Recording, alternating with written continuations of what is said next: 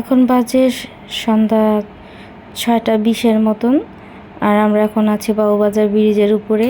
এই দেখো বাবুবাজার ব্রিজের উপরে আমরা রিক্সা করে যাচ্ছি আর প্রচুর জ্যাম।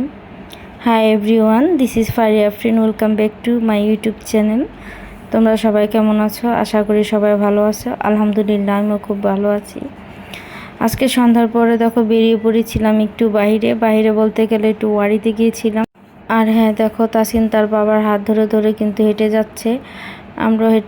আমিও পিছের দিকে হেঁটে হেঁটে যাচ্ছিলাম আর চারিদিকে একটু দেখতেছিলাম জিনিসপত্র।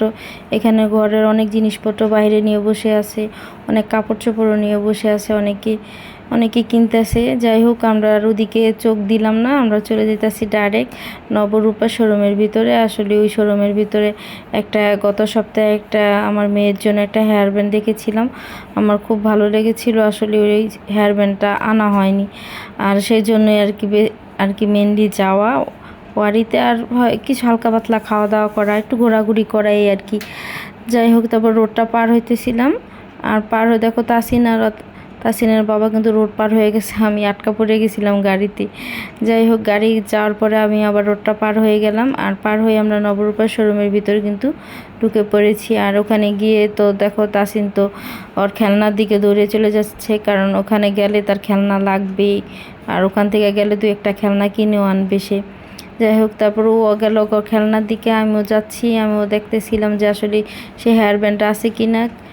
আর দেখতেছিলাম যে হেয়ার ব্যান্ডটা ছিল না, হেয়ার ব্যান্ডটা সম্ভবত সেল হয়ে গেছে। মনটাই খারাপ হয়ে গেছে, কারণ যেটার লেগে বেসিক্যালি যাওয়া সেটাই আসলে পাওয়ার হলো না, কপালে ছিল না, এটাই সবচেয়ে বড় কথা।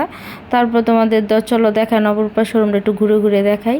দেখো, এখানে অনেক সুন্দর সুন্দর ওয়ান পিস আছে মেয়েদের, আবার অনেক বাচ্চাদেরও কিন্তু অনেক কালেকশন আছে, ছেলেদের বলো মেয়েদের বলো, সব বাচ্চাদের নিউ বর্ন বেবিদেরও কিন্তু অনেক সুন্দর সুন্দর কালেকশন আছে। ওর বাবা তাসিনের জন্য দেখতেছিল কিছু প্যান্ট দেখতেছিল, আবার একটা গেঞ্জি। দেখো গেঞ্জিটা কিন্তু অনেক সুন্দর, তাই না? তাসিনের জন্য ওর বাবা দেখতেছিল গেঞ্জিটা কেমন, কত টাকা রেঞ্জ।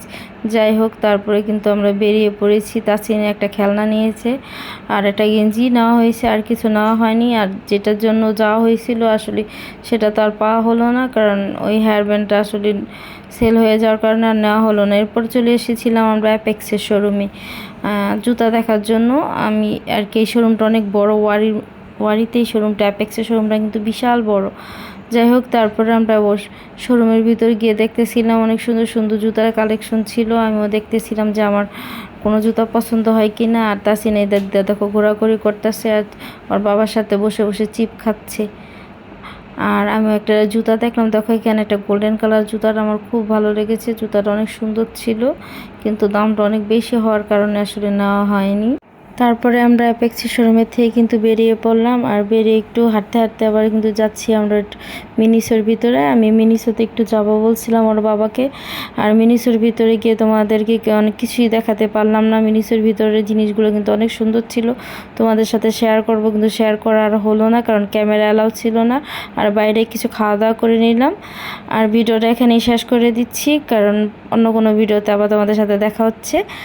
আর আল্লাহ হাফেজ, গুড বাই।